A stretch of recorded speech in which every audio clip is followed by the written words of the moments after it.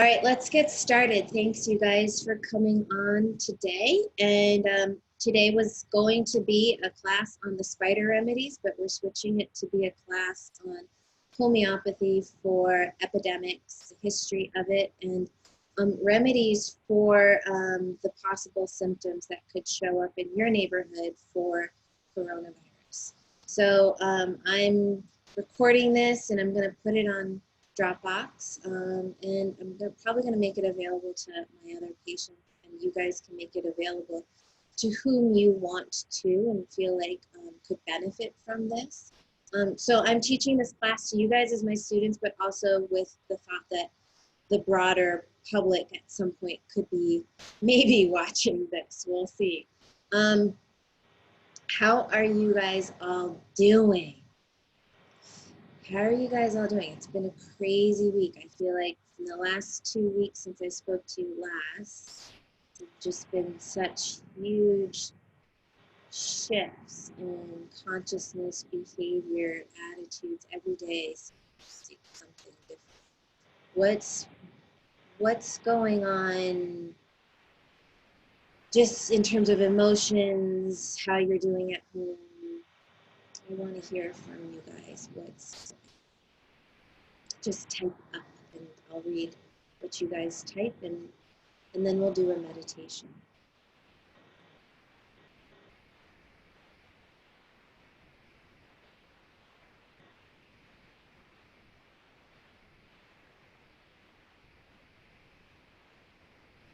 Responsibility for others.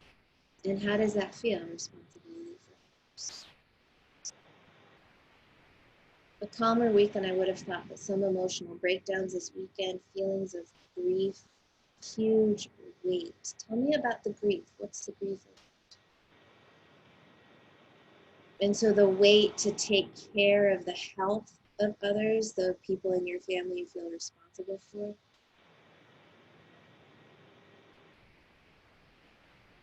Feeling cooped up, handling it as best as we can. Yeah. Health, jobs, money. It's really weird in Seattle. It was beautiful and sunny all week, so everyone was outside, but it's cloudy now. The rain's coming, so it's going to be brutal. Yeah, grief feels like a heavy heart, a deep sadness, like things will never be the same again. Do you guys think it will never be the same again? Like this is like a major shift, societal shift.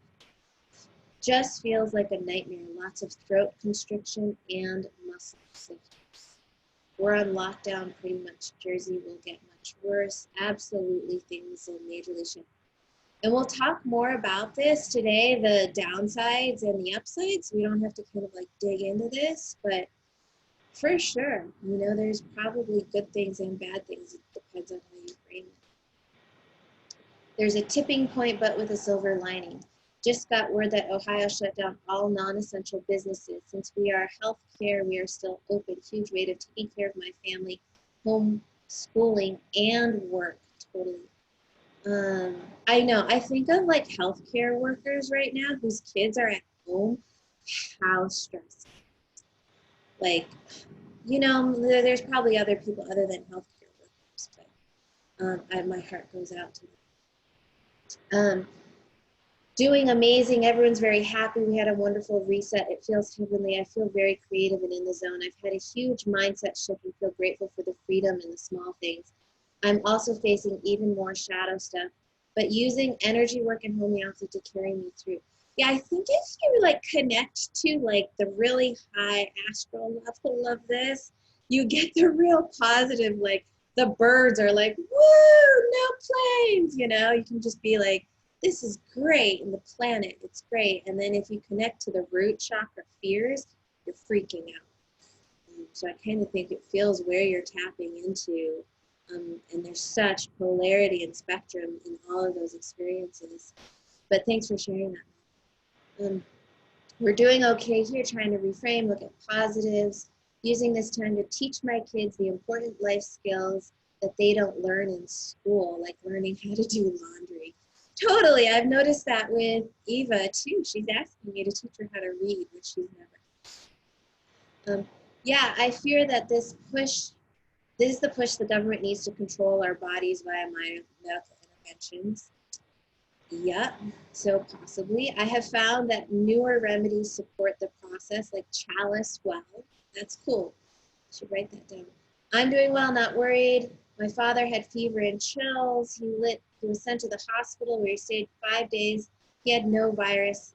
Right. How many people are just freaking out because of the fear? How much is their mass hysteria leading to all sorts of things showing up in people that have actual zero biological relationship to the coronavirus pandemic?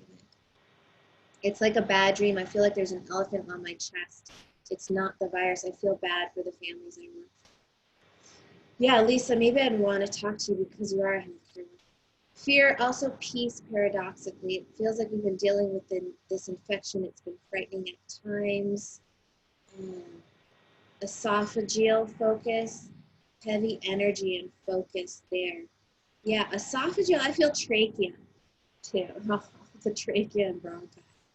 And, maybe this heart chakra energy. Yeah, Mallory's creating a root chakra workshop. Awesome.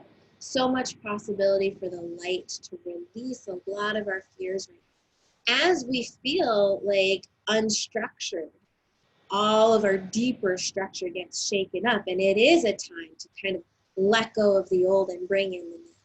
So absolutely, Mallory. Bridget, not much different personally because we already were homeschooling. We've been on lockdown. If I stay in my bubble, I'm calm. If I tap into the collective energy, it's overwhelming.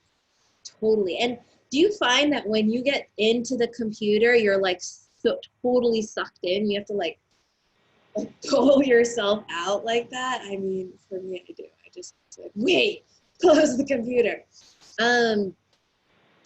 Yeah, the fear feels like an actual virus. The fear, and there's something to that. What is virus? Is information. How does that travel? It can travel through the media, all that information. So absolutely, it can control us. Yes. Things are bad in Italy. Yeah, son's parents hospitalized. Some people have died. Tightness in chest. A lot of tightness in the chest. I've been hearing that from so many people. Just tightness with breathing. And I think that's our heart chakra and the panic of it all. Aconite is amazing for that. Recently, I just gave someone opium for tightness in the chest. Fear is the pandemic. The pandemic is fear. So if you're all experiencing the fear, then you're experiencing the infection to a certain degree or on some level. You're experiencing this pandemic, right? I felt all the different emotions, able to ground it and stay in the light and allow things to move through. Spongia has helped, heaviness in the chest tightness and breathing too. All right, so people who have the chest tightness and breathing at the end of class, let's like bring you on and talk through it and find whatever remedies are gonna show up to help you with that, because I want people to hear and see. So let's just, wonderful. Thank you guys all for sharing. Let's all just close our eyes and take a really big, deep breath in and out and just appreciate our lungs and appreciate our breath and appreciate this moment of breathing. And as you breathe, I want you to slow your breath down and find a place inside of you that's more relaxed, more quiet.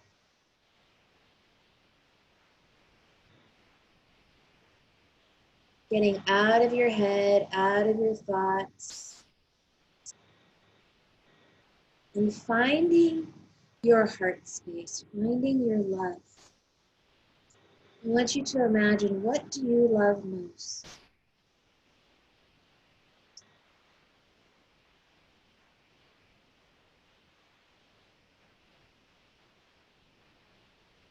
And just feel the sensation of love.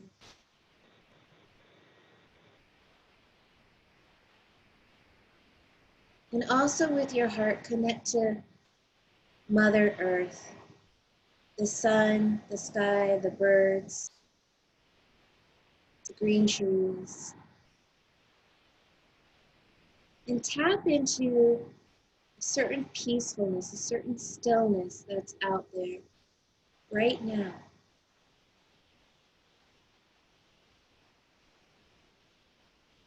As we can see the difference as we stop our human activity and excessiveness, and we see the impact we have on the planet.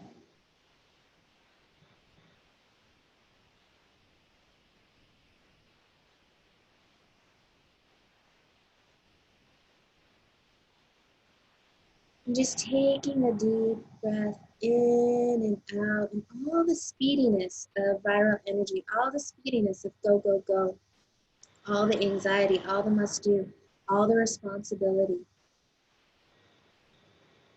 We're being asked to bring it down. So as if you're driving on the highway and you're slowly braking your car because you're taking an exit, imagine slowing down, putting on the brakes, putting your car into park, and just sitting and looking at the sky.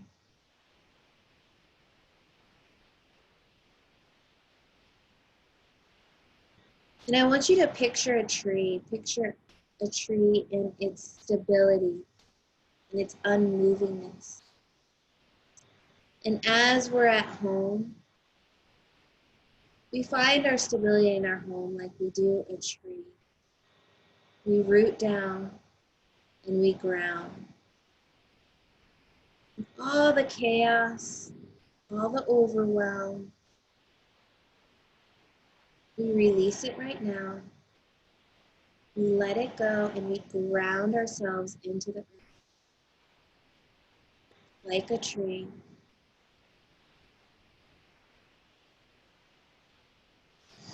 And take a few more deep breaths in and out, connecting to your breath, your heart, rooting yourself, grounding yourself.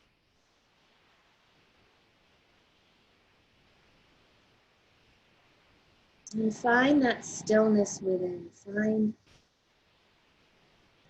a place inside of you that's like a still lake, an alpine lake, quiet, peaceful, untouched. And it's this place within us that we can come home to.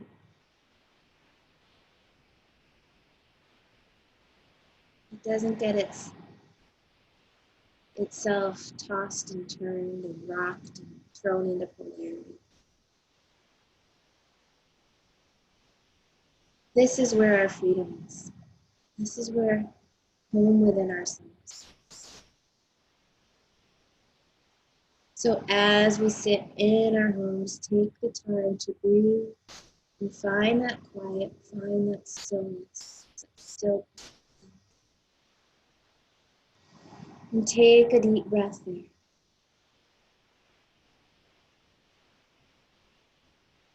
And trust yourself.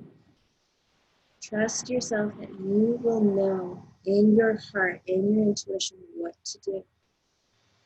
Any moment there's panic, practice coming to this place, breathing, finding that inner trust, and that inner place of wisdom.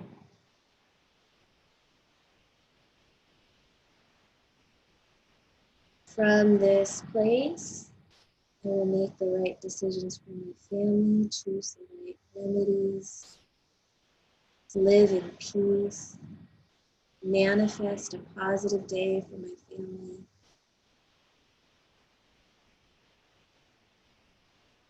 And create the changes that are necessary in my life. When you're ready, take a deep breath in and out and open your eyes. Thanks, you guys. So You guys feel a little bit more focused and focused. So let's just go. I have quite a long presentation that I made, and we'll just walk through it, talk through it, and here we go. All right. You guys seeing it?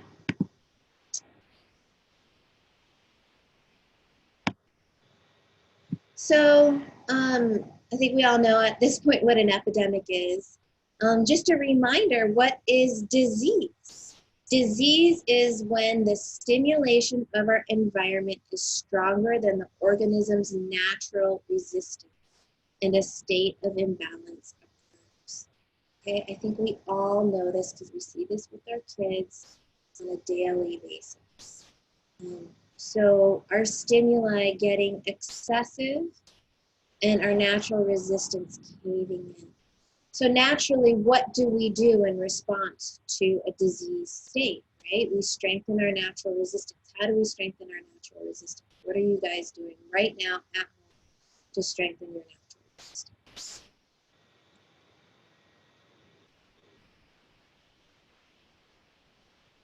Staying home is one thing.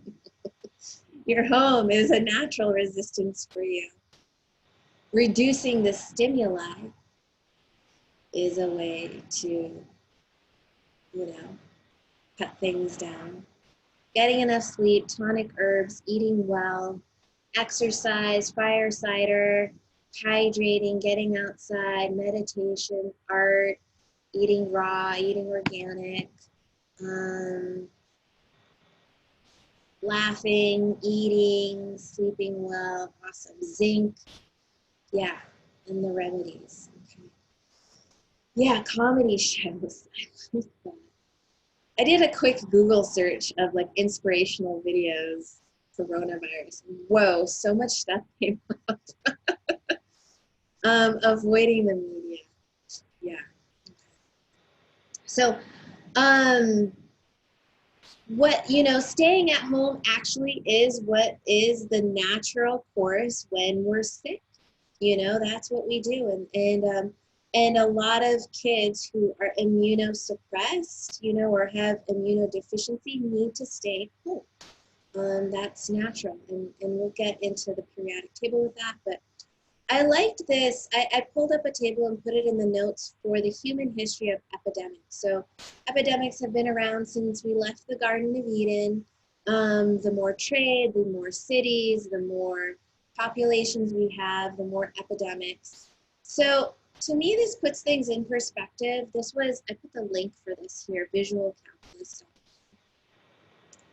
In 1300, there was the Black Plague, which was a disease where you would get gangrene and your lymph nodes would swell up, and it was transmitted by rats. And this still exists. You can still, the remedy for this exists, and the bug is still around, right?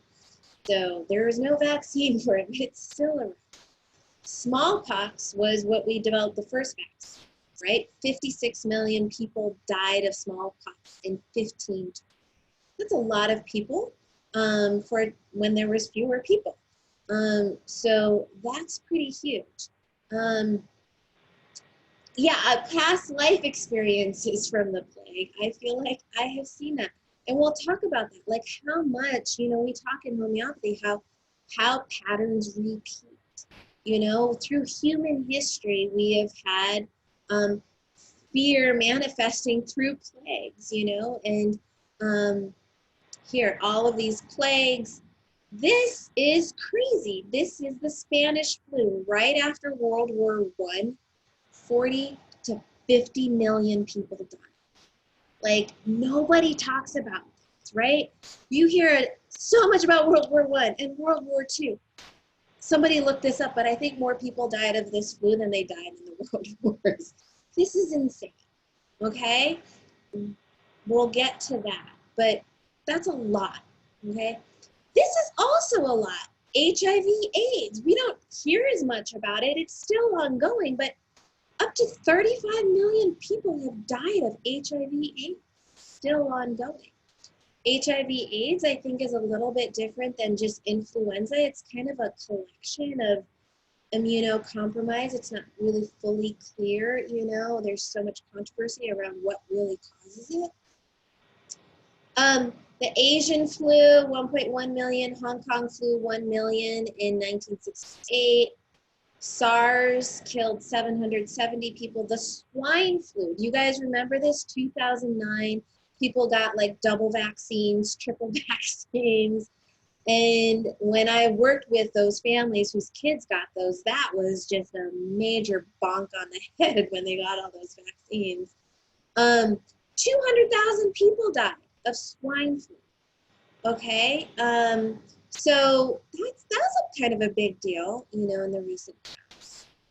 Are these the correct numbers? That's a good question, and you know, whatever. You know, let's just like assume now millions and millions and millions of people died of the Spanish flu. I think we can assume that. Will millions of people die of coronavirus? With, you know, I think this idea of like maybe this is 100 years from the Spanish flu. You know, how much is this an echo of the Spanish flu? The Spanish flu was like you could be healthy one day and dead the next. It actually killed off a lot of people in their middle years. It didn't kill off the elderly, it killed off the stronger people, you know? So, and it was because people who had like overreacted, so they'd have like too strong of a reaction, which would kill them. So here's a little bit more data on various plagues. And then, you know, these are the various pre-human hosts, rats, fleas, pigs, bats, camels.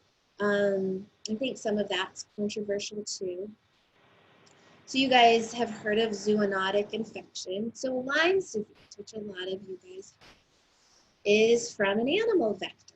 A vector meaning it's the animal has passed a mosquito. So a lot of these epidemics essentially are animal vectors.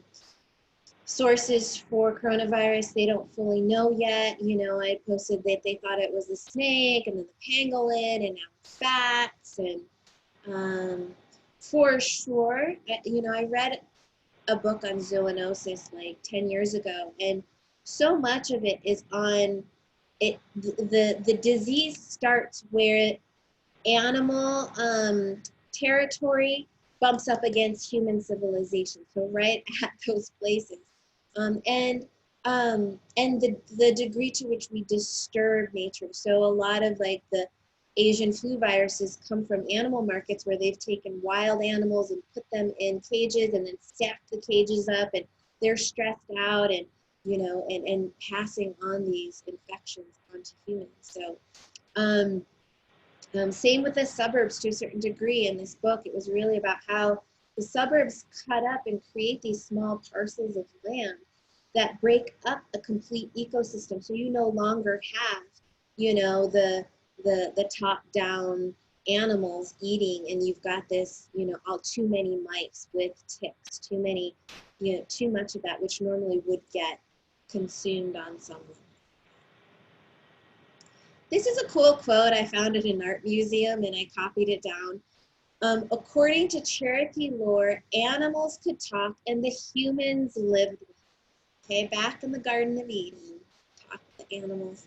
That was harmony. As time passed, mammals complained that they were killed only for their fur and without blessing. Insects complained about being stepped on, and each group of animals held a council to discuss the humans' disrespect. They worried that soon the humans would outnumber them and the animals would be crowded, hunted, and killed to extinction, and the animals declared war and devised human diseases. Fortunately, the plants were listening and took pity on the humans. For every disease invented by animals, the plants designed an antidote. The plants then made a covenant that any sincere plea for help would be answered by a necessary medicinal plant. Isn't that a cool story quote? That's my quote for the beginning of your plants class. But I totally believe this, that plants will provide us with every healing salve that we need, you know, for whatever it is. And we'll get into that with remedies. So back to coronaviruses, I guess, we can't blame it on the animals. We can blame it on ourselves, but, do we really need to be blaming right now? I think the most important thing for us is to strengthen ourselves and live in some coherence with good values. All right, so coronaviruses were just cold viruses for a long period of time up until really SARS. And when was SARS happened? 2002. Severe acute respiratory syndrome, SARS-CoV. 8,000 people got it, 10% fatality. And then the Middle East respiratory system, MERS, 2,500 cases with a 35% fatality. That came with contact with camel pox, which is interesting. And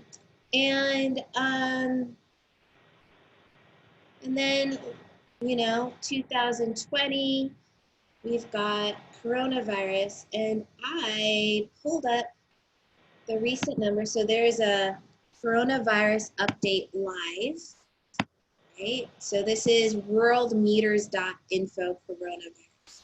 Right now, there's 335,400 cases of coronavirus and 14,600 deaths. Okay, so there's, on the whole, fewer percentage of people dying from coronavirus. I found this really funny visual from a case study being passed around from India, but it's got these pictures. Know the symptoms of coronavirus. Fever, 88% of cases. Dry cough, 68% of cases. Fatigue, 38%. Which of these pictures is the most disturbing to you? I was looking at this, I was like, wow, who drew this? This looks like this could be a man's legs and heels. I have to say, the diarrhea hands down. The eyes are slightly disturbing as well. I feel like if I couldn't read, I'm sure they made this for people who maybe couldn't read or something. I would look at those eyes and I'd be like, that person looks really angry. Yeah. Anyways, yeah, this looks like a baseball bat or something. The vomiting is very weird. I just thought this was funny, but it is good to see, generally fever, dry cough, fatigue, and then some of these other symptoms to a lesser degree. Mo would totally be wearing heels if she was sick with coronavirus. Hot pink heels. Yes. So, anyways. Coronavirus is not as deadly as those epidemics. It's more widespread. Okay, and so I guess this is the worry. And they say it could be that 40 to 70% of all people will get coronavirus at some point, right? And so it's kind of like we're waiting at home just to spread out the time that people get it so that the medical system isn't overloaded, because there's still a good chance that we're all going to get it. Does that sound accurate to you guys? I don't know. I don't know what's accurate. Yeah, that's what they're saying. Yes.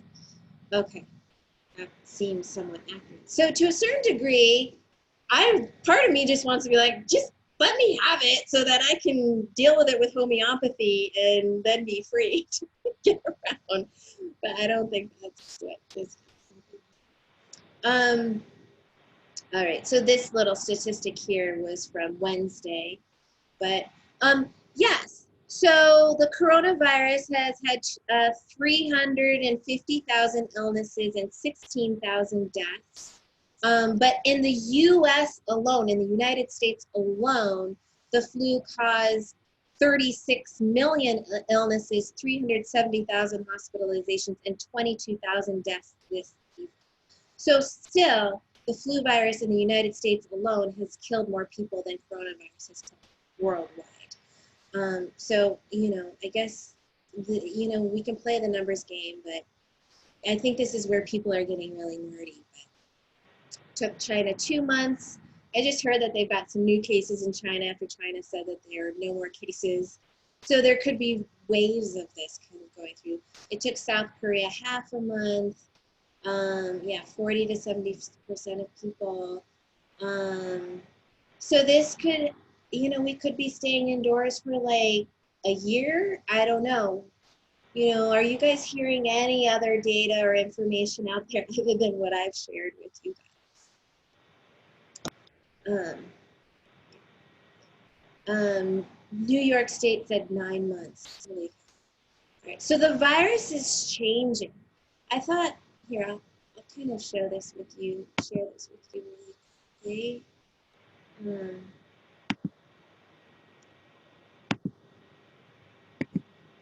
So this is the coronavirus update. Uh-oh. You guys are getting some. Here. So this technologyreview.com, and this is a picture of the coronavirus. There we go. You can kind of see it. This is a live animation of the coronavirus mutating. So every branch here is a mutation of the genetics of the coronavirus as it's moving around the world.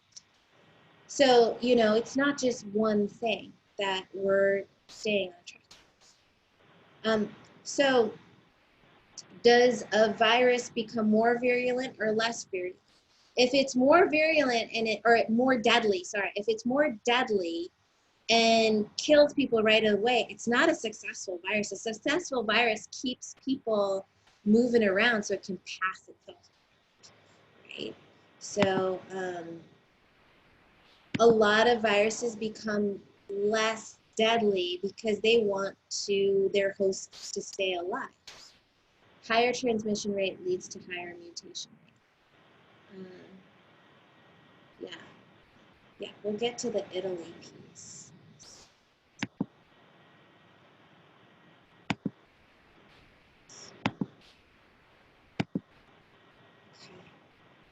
So,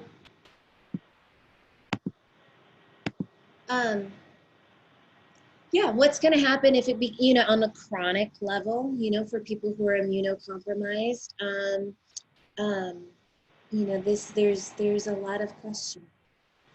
What is your greatest, I know what a lot of your greatest fears are, but the consequences and the fears. Let's talk about the downs. So more control, forced vaccination, economic collapse, medical system could become bigger in a behemoth, or the medical system could collapse. It's hard to say. Or parts of the medical system could strengthen and parts of it could collapse.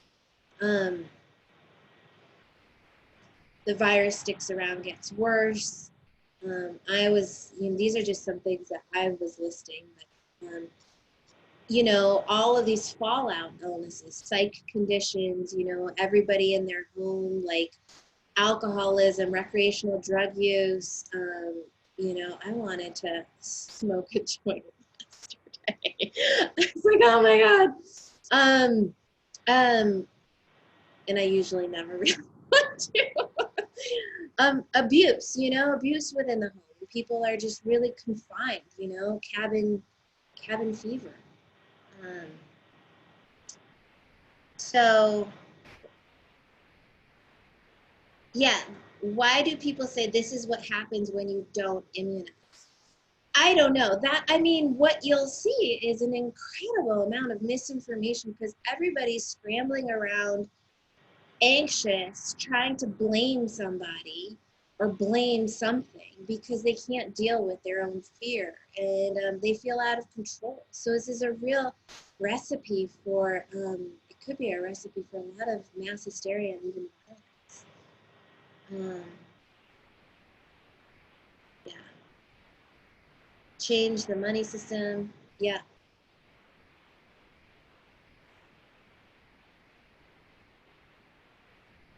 Yeah. Everybody could break under the fear. Yeah. So, you know, how much is this being overblown and amplified? How much is there a kind of a conspiracy out there? How do you guys feel about it? Are you guys, you know, for one, you can kind of get into conspiracy mind, but you know, it's easy to feel that way because you can see the results of this. But when I connect to the energy of Mother Earth and I see her just being like, ah, these damn humans are shutting themselves down for once. She, you know, I'm thinking this is a normal and necessary reaction of the planet, of which we are a united part of. So if it's a conspiracy on the scale of the whole planet and the intelligence of Mother Nature saying this is what needs to happen for me to save this planet. I think it's a cycle of clearing out old human stuff. People who don't face themselves are are going is going to be a big. The hypothesis is that the vaccine-induced antibody immunity stops proliferation, whereas the unvaccinated allow for viral proliferation. Every viral replication increases the risk of spontaneous mutation. Yeah, Katrina says, I don't get the conspiracy theory energy from this. I see this part of global consciousness shift that we all need to go through. It's very humbling because the rich, the poor, the movie people, the politicians, sports players, they're all at risk. Everyone is. It's very democratic, right? It's a real level. And we were talking about that. The diamond princess, like the breakdown of authority, like anybody can get this and be, you know, just kind of a flattening of our Tower of Babel. Event 201, what is that? It feels in alignment with, okay.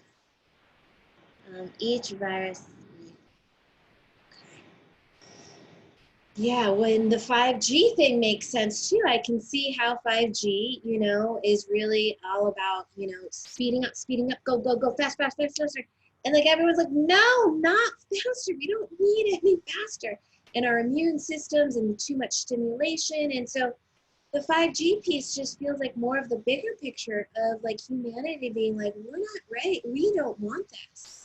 Our immune systems can't handle it. And I don't know if that direct correlation will truly be made on a mainstream scale. But yeah. From an Earth perspective, is she just looking out for herself? Stay away. I force you inside. I don't care if you make it or not. At this point, I care if I make it.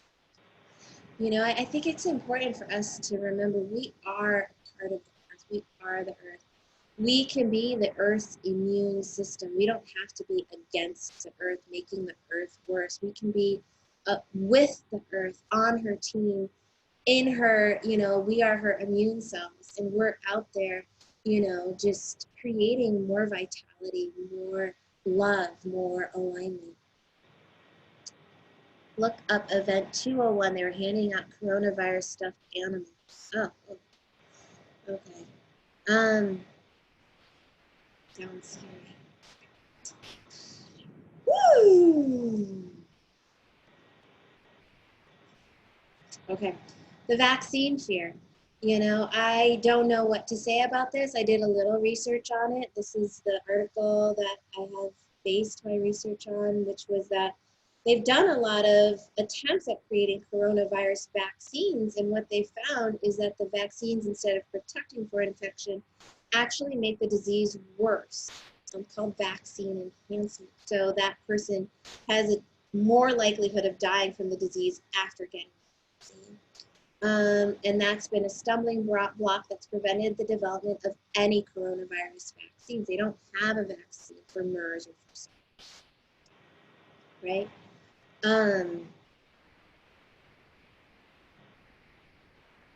Oh, wow. People are surrendering their pets to shelters. I actually am just getting a pet right now because my child is at home.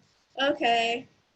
Yes, I'm going to be adopting all the pets. Wow, maybe because people can't afford it. They feel like they can't afford like food for their pets. So this is kind of scary because usually they need to do animal trials on the vaccines, which takes 12, 18 months. And those trials failed in the past when it came to coronaviruses.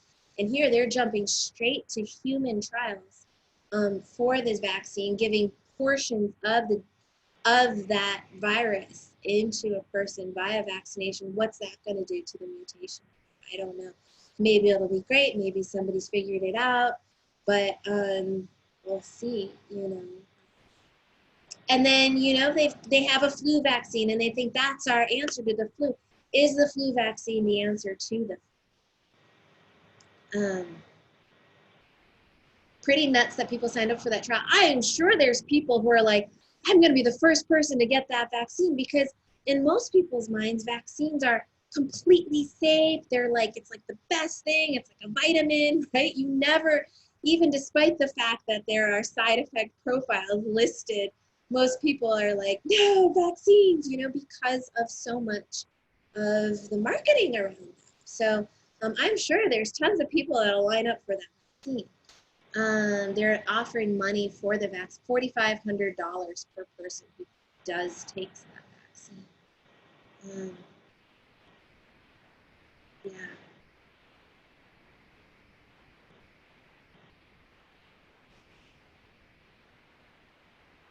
Okay. Yeah.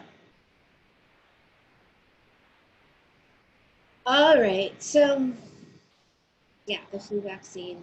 You know, a lot of people, you know, still get the flu despite getting the flu vaccine. You know, and I just don't personally think the flu vaccine is very useful for preventing it. And so we'll see.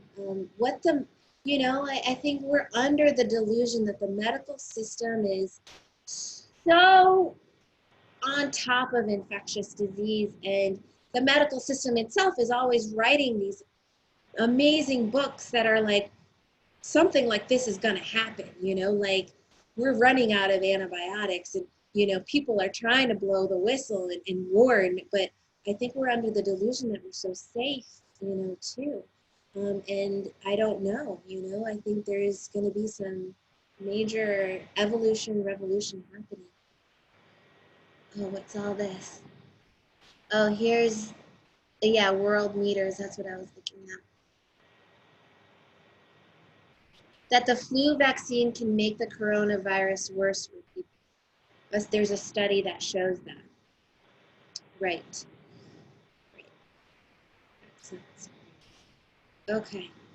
So, you know, what are we going to do? Mandatory coronavirus vaccine? I don't know. We'll get to that if it comes on online down the line. But I think what's most important is strengthening our resistance, reducing stimulation, learning homeopathy, grassroots medicine, um, um, and changing the way that we operate in life. You know, my friend was like, yeah, we all know that the earth is suffering and we're undergoing mass extinction. And what do? We bring like our own bags to the grocery store. You know, that's pretty much what I've done. And it's like, you know what, well, we probably should be doing more, right? Um, the only time I got the flu in the last 20 years is the one time I let our doctor convince me to get the vaccine. My husband and kids and I were horribly sick for 9 days.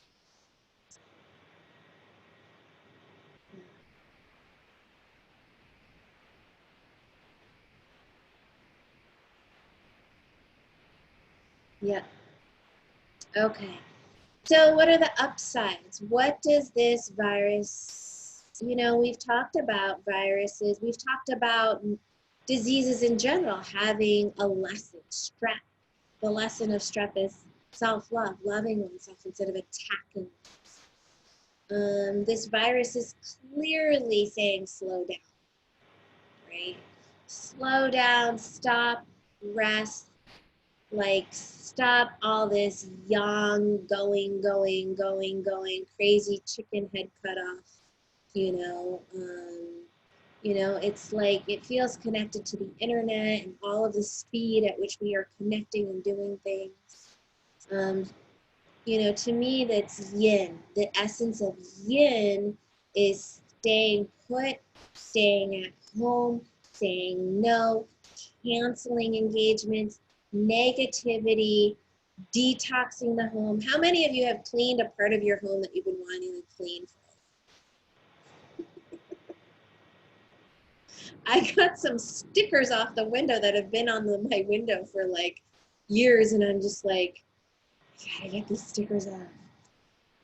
So yeah, it's kind of a good thing in that way, right?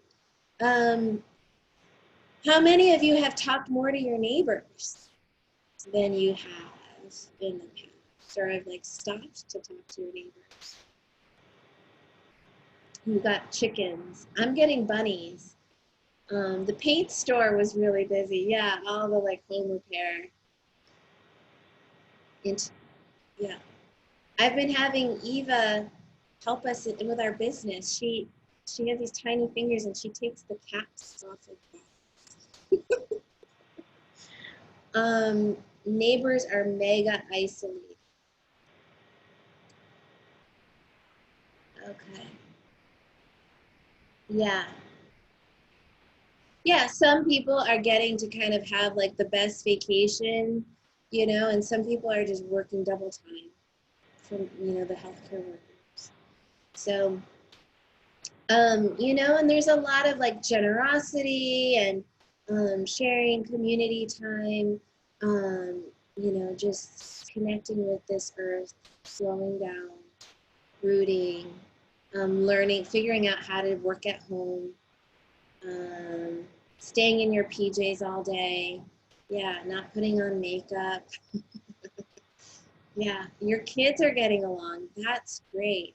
And have you seen your kids like actually um, step up to the plate because they know there's like something going on and they're like, okay, I think I'm going to behave a little bit better and be a little more mature. I had one day of that with Eva. She really like, I was like, wow, she's been making me breakfast, and one child is and one child is not. Okay, kids are helping out more. Yeah. I think we worry about the impact of this on our children, but struggle, strife, stress, when we come together, can really build a child, can really strengthen them, can teach them resilience instead of being, these kind of, overly privileged, Western American children who get everything handed to them. Maybe, we need to kind of save more and not throw things away so much and recycle things and, make do with playing with some stick and rocks. Yeah. My kids are laughing together for the first time in years. Wow, why is that? That's awesome. I think too, kind of being in regimented schedule, wake up at 7, get to school at 8, pick you up, get dinner ready, and being in that kind of crunch time, and knowing that that was kind of developed around World War and mass, production economies and working 9 to 5, and that whole structure of that maybe needing a shift and change. PTSD being stuck at home, yes. My kids miss. My son will miss his senior prom. How many? Yeah, spring break. Kids missing their spring break. I'm more conscientious about what I have in the fridge. I'm also feeling isolated since I don't know my neighbors. This is a great chance to get to know your neighbors. Just like hang out. By the, in your yard and just wait until they walk by and say hello, and they'll probably talk to you way longer because they have nothing else to do. Yes. All right. So I do want, less carbon footprints, good for the planet. You guys, a lot of you took my class on the periodic table of elements. And now, let's talk Italy. What kind of constitution do we associate with a lot of Italians? What general constitution do you guys associate with Italy and Italy? Oh, sulfur, sulfur, touchy feely, sulfur, sulfur. You know, sulfur is that, I love you, I want to hug you, I want to kiss you. You know, it's that like deep love, affection, right? Sulfur, stage 16. You know, it's like they're already at that kind of culturally, you know, they're in this sulfury state. If a country can't shift into calc carb, cali carb, meaning rules, stay at home, limit, follow the rules, you know, and that's where you go when you're, you know, that cali carb, calc carb, those are the kids who are like sick and want to stay at home. If you kind of can't make that shift into kind of yin, stay at home, be cautionary, it's like you're going to kind of move from stage 16 into death a lot easier, right? So this stage 12 through 17 on the periodic table is kind of, you know, this is where there's deterioration, lung disease, tuberculosis, all of that. And if you're already predisposed towards that, you're predisposed to die a lot quicker and faster, rather than if you had the capacity to kind of come back and be, I'm going to like pull back, I'm going to be cautionary, I'm going to put up my wall. Does that make sense? Tarantula in Italy, they cannot follow the rules. They cannot abide by social distancing, especially the men. All right, that, you know, that was not me that said that, but you know, for whatever it is, right? We can understand that. So, you know, think about staying in the home as a calc card, nap.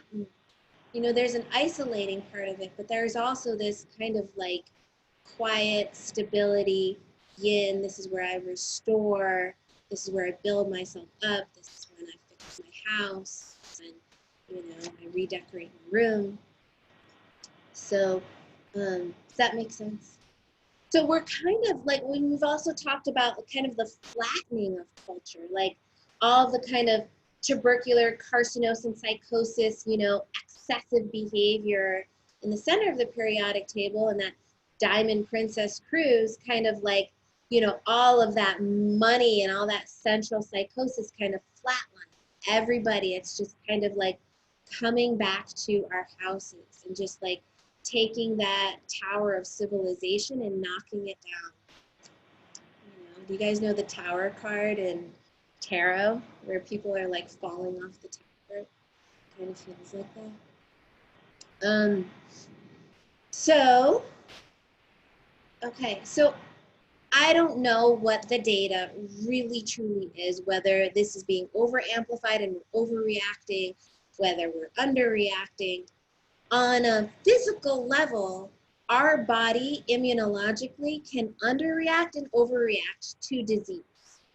On a humanity planetary level, we can both underreact, maybe like Italy, and overreact, maybe like South Korea or something, to a disease state, right? Both can kill us. Overreaction and underreaction. We have to find right reaction, right? For us, we have to find where's the balance. You know, if we're going to isolate ourselves so much that we're going to start drinking in our homes and ending up, you know, like depressed, that's going to kill us too, right? So I don't feel that constant researching of this data is going to get us anywhere. The truth is going to be found through connecting to that heart feeling that I brought you in that meditation to. That's intuition. You're going to have lots of homeopathic remedies. Finding the right remedy will be an intuitive. And so we have to listen to our intuition. Our intuition is aligned with what Mother Earth wants. Mother Earth's immune system is connected to our immune system. If Mother Earth is like, I don't want this 5G, our body is going to be like, I don't want this 5G. If we're not connected to the Earth, we're going to say yes to anything toxic. There's many truths at this moment. We have to pay attention to our own truth. Thank you, Erin. Yeah, that's beautiful. You know, there's not one truth. There's many truths in this moment. What does the earth want from you? What does she want you to hear? What is she asking? So for example, amidst all of this, you know, Ryan and I were kind of put in our hands some like little piece of land here, a couple acres of land and some houses and possible places for housing development. And all of a sudden it's just like this kind of like sustainable eco community has kind of fallen into place, and we're gonna, the ideas and the concepts, and it's like, okay, you know, I think this is what Earth is. I think it kind of just, a book showed up, some people showed up. There's a community in Alaska called Ionia, and they're totally just living in nature and, you know, farming, and, you know, it's kind of, it's a pretty amazing thing. They showed up at our house, you know, and I'm teaching them homeopathy, and it's a cool thing. But let's talk about the homeopathic history of treating epidemics. So I want you to hear this because I want you and I want anybody listening to this video to really trust that there is a deep history of success in homeopathy treating epidemics. That history is not widespread or well known because it's somewhat maybe, you know, misunderstood, hidden, suppressed, whatever. Okay, this is just historical data. Okay, so epidemics were common in Hahnemann's time. There's lots of measles, scarlet fever, pertussis, smallpox. We have vaccines for some of them. You know, he even remarked that vaccination put the end to the smallpox epidemic, which was terrible, right? And so we don't remember that ourselves, but, you know, vaccines did, you know, in for a lot of people, a good thing. You know, we can't be too overly biased in that sense either, right? Is that there's good and there's bad with everything. There is good that came from vaccination for these things. He did see, Hahnemann, that there were some temporary ill effects of vaccination, but it was later homeopaths who recognized that vaccination created the deeper condition for chronic disease, so people would get vaccinated and then develop chronic disease quickly thereafter, whereas there wasn't that disease present in the person or in the family. So the original vaccines were these scratches, right? So the smallpox vaccine, Edward Jenner, he developed it from the pustules that were on cows, and, you know, the milkmaids who were milking the cows didn't get smallpox because they were somehow exposed to the pustules on the cows. And I think they would actually put the actual disease without all that stuff and scratched it on the arm. No adjuvants, right? It's different now in the way that it's injected. You wonder if maybe, you know, back then that version of a vaccination was actually, you know, healthier way to get exposure. So just so cholera was coming around the bend, coming to Europe, and Hahnemann figured out what the symptoms were and what remedies were needed, and was able to say these are the remedies for treating cholera. So I'm just gonna put the statistics out there that are here now, you know, and I can't say, you know, these are statistics that are coming from hospital records of thousands of people of, you know, at that time, after Hahnemann's time, homeopathy got very popular. There were homeopathic hospitals, and there were non-homeopathic, mainstream or allopathic. So you had these two schools of thought, okay? And so these two schools of thought approached infectious disease very differently. The allopathic school is like, this thing's killing you, let's kill it before it kills you. And then the homeopathic is, let's see what diseases are there in the person, and I'm going to give a remedy that matches the symptom picture in this person to help release that symptom picture, right? So when cholera hit, 40 to 80% of people died of cholera under the care of conventional treatment, and 9% of people died under homeopathic hospital care. Okay, In Austria, the mortality rate was 66% with conventional care, and homeopathic was 33%. As a result of that, homeopathy in Austria, there was a law against homeopathy in Austria that was lifted. Okay, why there was a law against homeopathy at that time goes to show you the loggerheads that these two schools were kind of, there's always been a competition.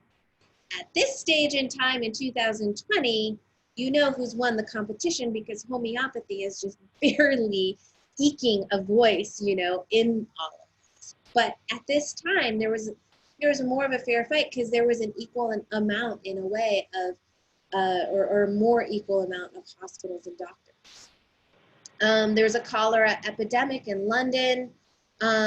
Mortality rate under allopathic care is 59%, 9% under homeopathic care.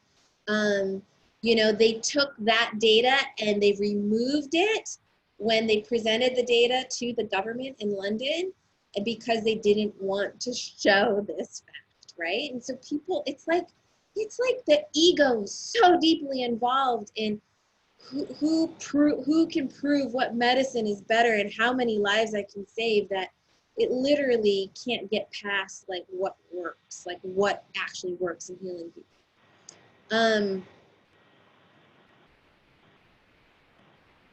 Yeah, UK right now, the homeopaths are experiencing a backlash. Homeopathy is making a comeback. I can tell you right now that the homeopathic pharmacies are completely overwhelmed and that there are pharmacies that have completely like stopped taking orders because they can't keep up with the amount of orders. As far as I know, Helios is one of them. So, so yes, there's backlash, right? Yet there are these statistics, so it's weird, right?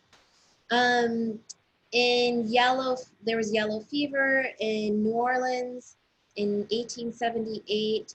50% of people died under allopathic care, 5% under homeopathic care. Diphtheria in New York, 1862. 83% mortality amongst the allopaths, 16% among the homeopaths. The Spanish flu, which killed 40 to 50 million people, mortality rate was 6% for conventional doctors and 25% if you had pneumonia. And for homeopaths, it was 0.7%, so not even 1% mortality rate. And if you had pneumonia, 3.4%. Also, pregnant women were 41 times more likely to die if their care was not provided, if their care was provided by a conventional physician versus a home. Okay. 24,000 cases of flu treated allopathically had a mortality rate of 28%. 26,000 cases of flu treated more homeopathically, 1% mortality. Okay, so these are medical hospital records because they were hospitals. It's interesting to note that gelsemium was the remedy of choice, but also Brioni and Eupatorium helped for the Spanish flu. But gelsemium is it's a very similar remedy to Ignatia. And Sankaran puts it in the same family as Ignatia. It's about loss, heartbroken, disappointment, anxiety.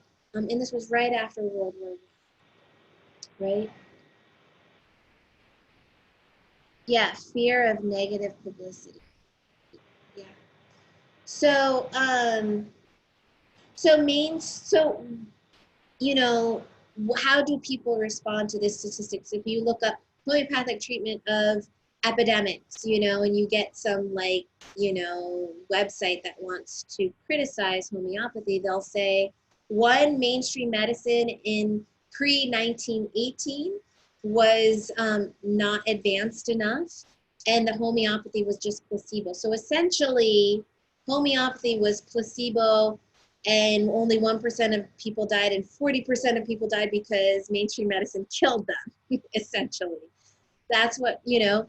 And there's a lot of misinformation. You know, I looked it up, and it was, I saw somebody say, homeopaths are recommending arsenicum. That's toxic.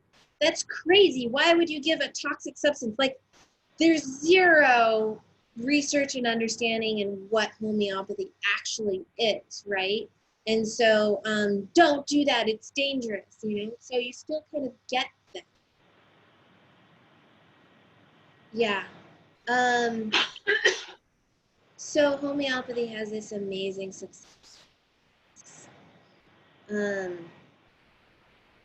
Unfortunately, where we're at right now in history, homeopathy was smushed, right, in the 1940s, 50s.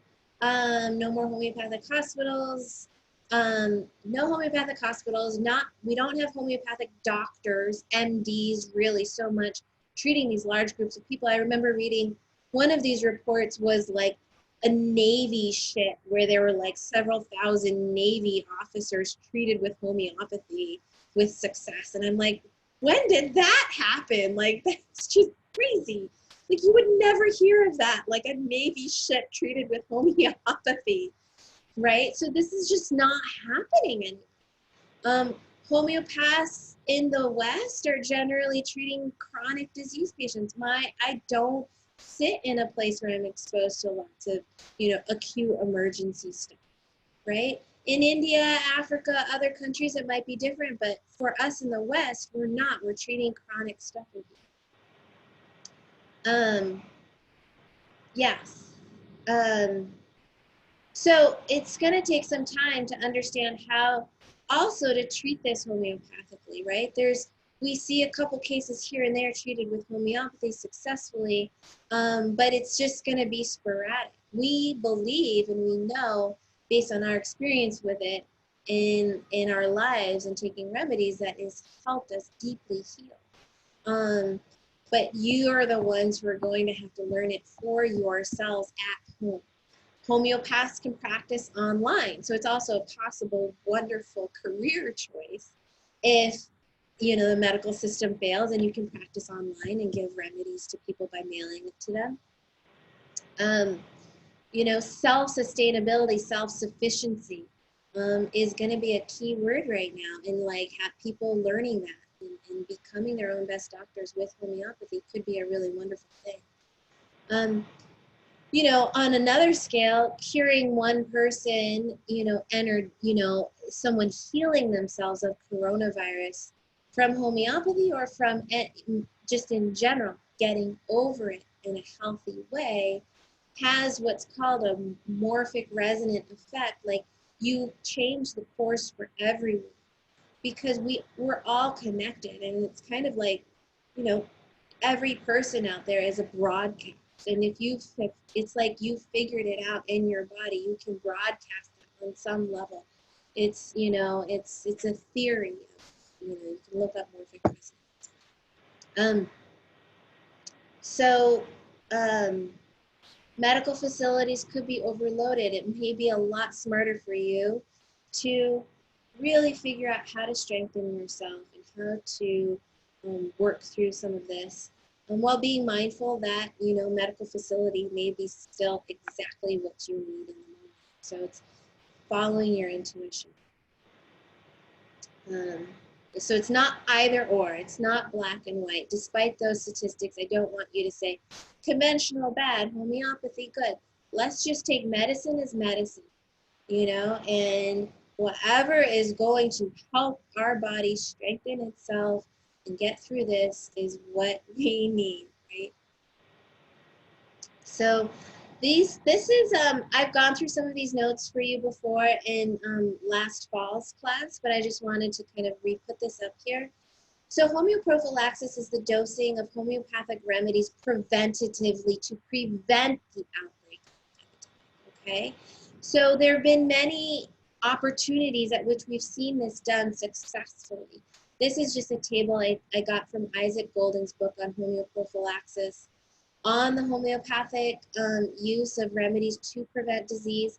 These are all, 65,000 people in Brazil were given a homeopathic to prevent meningitis. 18,000 people in Brazil, meningitis. 20 million children were given a series of remedies to prevent Japanese encephalitis. I don't know why I didn't put the statistics on leptospirosis here, but this is an amazing study in Cuba. Right? So, you know, this one in India, so Japanese encephalitis was occurring in Andhra Pradesh, India. The disease had become a manageable problem. There were 5,300 cases in this certain span of time. 1,500 children died despite getting vaccinated. Okay, so vaccine doesn't always work. Vaccine doesn't always work. Doubtful efficacy of the vaccine, so the local government decides to choose a homeopathic prophylactic program. Okay, the prophylactic program was giving belladonna, then calcarb, and then tuberculinum over the course of a month. The rates of it drastically dropped and the death rate dropped to 0. The government published the statistics. The government has acknowledged this. And this is partly why in India, homeopathy is so well accepted and embraced, right? There's not such an ego that's like so scared of seeing the possibility of this being useful. So recognize here too that to prevent disease, we don't always give a nosode, a remedy prepared from the disease itself. It's not like with a vaccine, you're always giving a piece of that disease substance. With a nosode, we're giving the vibration of that substance. Sometimes there are remedies that we find that fit the disease profile called the genus epidemicus. Okay, the genus epidemicus is the remedy that fits the overall symptom profile that we're seeing. So gelsemium was the general genus epidemicus for the Spanish flu of 1918, right? That said, it isn't necessary that there's only one genus epidemicus. We heard that Bryonia and Eupatorium were useful too, right? So it's not so singular because every person shines the disease a little different. Right? To find it, according to Hahnemann, you have to look at a lot of cases. You really have to understand them. These are some genus epidemicus remedies for different diseases, or these are possible ones. So examples. So rust tox is good for varicella. Eupatorium for the flu. Pulsatilla for measles, right? So there's controversy in, is my video slow down? No. There's controversy with, if you want to prevent the disease, do you use a nosode or a genus epidemicus? And some homeopaths will say the nosode, like Isaac Golden's book, kind of seems to kind of say that the nosode is better, and I've seen other homeopaths say a plant remedy that's the genus epidemicus, right? Yes. Okay. I'm not sure if I get your question. So let's just go into homeopathic remedies for this pandemic based on the homeopaths who have had the experience so far, the remedies that I'm seeing ordered a lot, and remedies that we know are important for coughs and flus in general. Okay, and so I put this as homeopathic summary sheet for pandemic virus. I've got a quick question. So if you want to prevent a disease, do you give the constitutional remedy of somebody, a nosode, or the genus epidemicus? Good question. It's very theoretical, right? A constitutional, in a way, what you're doing is you're strengthening that person's vital force. You know, you're saying, okay, I'm just going to help you not be too much in limited mindset, stay in your vital force. That's what a constitutional remedy does. When you give the nosode, it's warning the body, hey, this is coming, or this is in your environment. You know, I'm giving you, it's kind of like the preemptive energetic of this, so your body can respond to it, you know, and recognize that this is happening, right? So you can do both. Like I would say do both. If you are moving into a symptom state, you're like no longer, yourself. Like, what are your general constitutional states? So I'm a person that gets hot feet at night. I'm a person who likes to eat spicy food. My general constitution is very sulfury. If all of a sudden I get sick and like I'm freezing at night and I have no appetite, right? And I'm no longer in my general constitutional state. I've moved into a different state. That means I'm in an acute, you know, and so then you're gonna, once you're out of your constitution and you're in a more acute place, then you're gonna wanna start giving remedies specific to those new symptoms. Does that make sense? Yeah. Yeah, at this point, for a lot of people with all the stress and staying at home, a lot of the constitutional remedies are really important. You know, because people don't have direct contact with the virus itself, they're not moving into acutes, but everything is in a flare for them. So kind of a general constitution is still really important to treat. So you guys feel good about that? That idea of like your general constitutional state of who you are, that being exacerbated, supporting that, and then like getting exposed and having this different set. And sometimes you have to be aware. You have to be like really aware of what's going on with your body to even recognize. Okay, so there was a lovely video by Bhawisha Joshi, who's a homeopath in India who had been treating some cases of coronavirus and people afraid of getting coronavirus. That was taken off of the internet, but we got to watch it and I thought it was pretty awesome, actually. It was very straightforward based on her experience. So I made the summary sheet based on that, based on other remedies I'm seeing.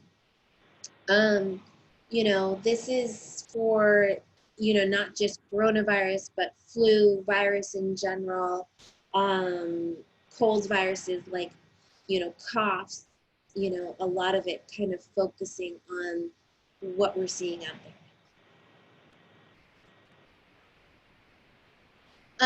Would I introduce a nosode at this point? So let's talk about that. So Joshi said if you want to do preventative, use influenzanim as your preventative nosode. Take it once a day for 3 days, influenzanim. Repeat it in 2 weeks, take it once again for 3 days, you know, and do that through the flu season, right? Influenzanim, the original influenzanim is from the Spanish 1918 flu. You know, the 200C influenzanim is from that. So you're actually strengthening your body from a real, like, semi-truck flu, right? This is why I think homeopaths love this nose. And we use it for a lot of things. It's just a common and powerful remedy. Oscillococcinum, which is from a duck liver infected with the flu, is also almost very similar, same profile. Okay, it could be used in the same way as a preventative. We could also use, we got the nosode of coronavirus from a pharmacy that is in Washington State. And I tried it and have sent it out to people. And I actually did the influenzanim too. And I had 2 responses with the coronavirus nosode and influenzanim. Influenzanim helped me feel less flat and apathetic and a little bit more alive and like I'm alive. That's the feeling of it. If you think of like the 1918 flu, it's like, am I dead? Am I dead? Am I dead? I just went through this war. Am I dead? Am I gonna die? Oh my God, so many people died. Oh, I'm gonna die. You know? So it's like, it brings me back to life, influencing, you know? It's like, I'm not so dull and apathetic. And I felt like when I woke up the next morning, I felt like ready to wake up and do my day. With the NC219, I just want to, like, I felt all my thoughts just, I saw a picture in my mind's eye of like the trachea, and I just wanted to be really quiet. And I did that shutdown thing. Like the next day, I was like fairly quiet. And that's kind of my proving of each of those remedies. And I think each of them can be supportive on a preventative. So you could do it with both, you know, take them each one time only or once a day for 3 days. One time only if you're really sensitive, once a day for 3 days if you want to kind of be extra precautionary. Bhawisha Joshi said, after influenzanum for 3 days, take arsenicum album 30C once a day for 3 days. She's saying that because how much is what we're seeing right now arsenicum?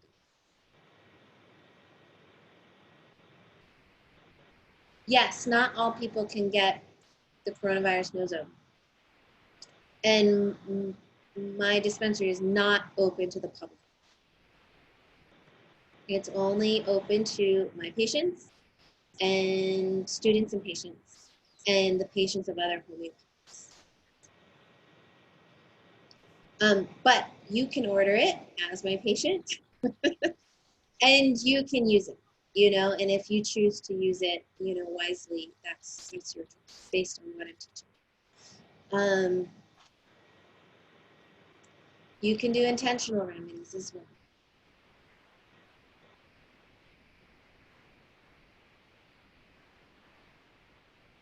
Yeah. Okay. Oh, good. The video's back on YouTube. The Joshi video is back on YouTube. Okay. Good. And then you guys can tell me if I should put this on YouTube or not. Okay. Beth says she thinks the nosode will be super helpful at treating during this period in time as there's the energetic imprint of all of this happening. All right. So that's Joshi's preventative protocol right there. I think it makes sense. If cold symptoms develop, you know, she said arsenicum, but arsenicum has a certain kind of profile. Like if you're in the really hypochondriacal, you've got some burning sore throat, fears, runny nose, restless, dry throat, wanting to drink a lot of water. It's funny, a lot of the symptoms that they say, like drink lots of water, don't touch anything. It's very arsenicum. You know, it's like the whole culture is in an arsenicum state. You know, it's funny because arsenicum is in the rice we get from China. Just a lot of that.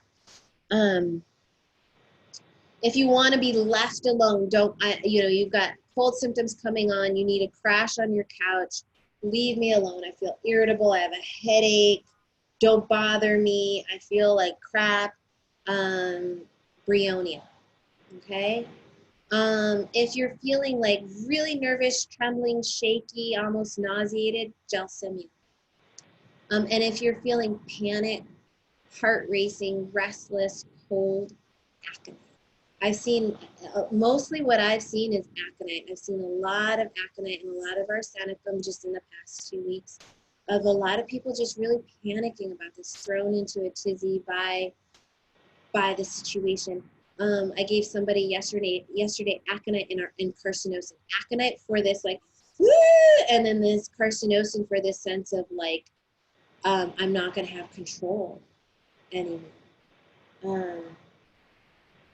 Yeah, if you're already in anxiety state, so aconite is when the adrenals are sending like the stress hormones into your body, right? And you're just adrenaline. When you're in an adrenaline state, it helps calm the adrenaline state. Some people are already pretty relaxed. You know, Erin, you don't, you know, in general, aren't like that. But there's some people who are super high, you know, tight, scared all the time, can't sleep because of their fear, needing aconite, right?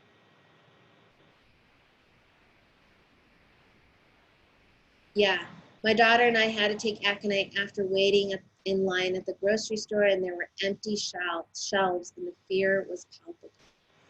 Right. You know, if I could right now put aconite into the just put it into the atmosphere, I would, right? Because that would just calm people down. Aconite and arsenicum. They aren't playing music in the stores anymore. In my local store, they're playing classical music.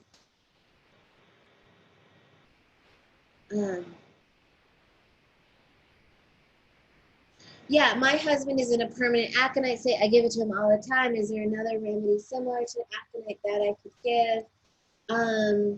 So there is a remedy from the actual, I think, substance within the aconite. There's aconite acidum, and it's in the same family as ranunculus, pulsatilla, simicifuga, staphysagria, clematis, hydrastis canadensis.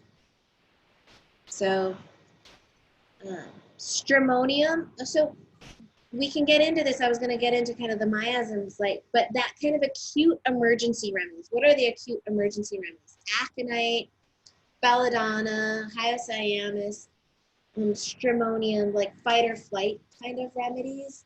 Camphor, which Sankaran had said is like a good possible genus epidemicus for this, is in the acute miasm. Veratrum, also in the acute miasm. Strychnina, which is a remedy within Ignatia in the acute miasm. So, okay.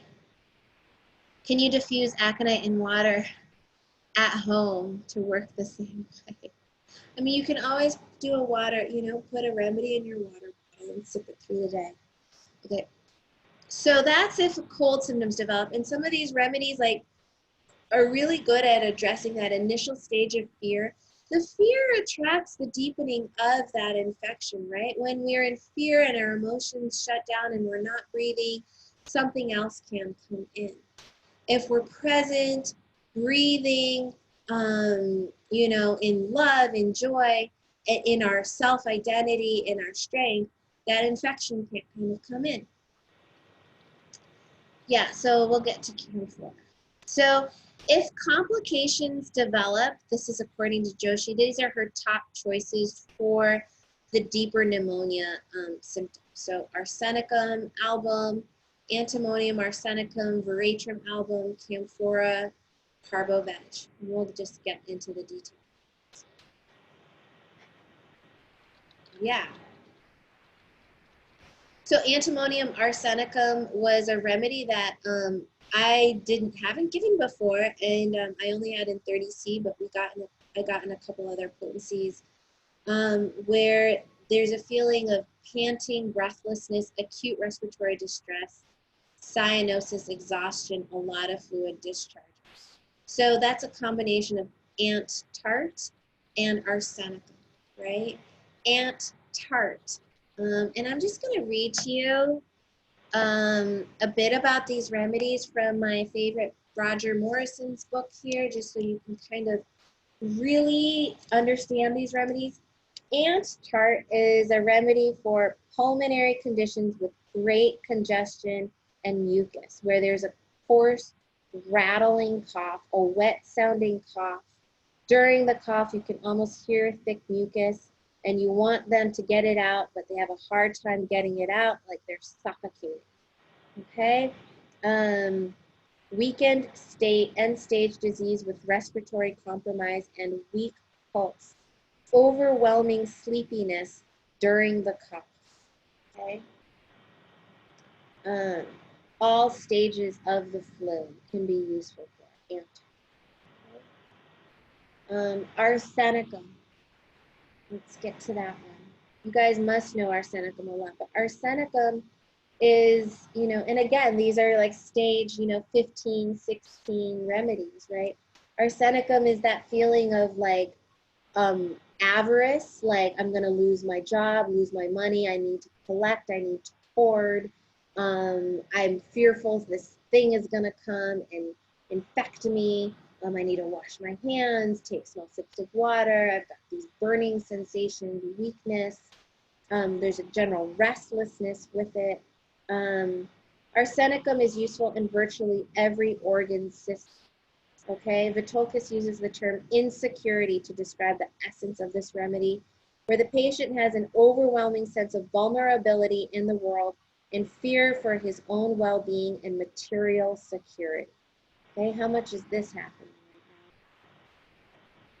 right now? Okay, Arsenicum needs a strong support network. They want to be connected to their doctors and their protective friends.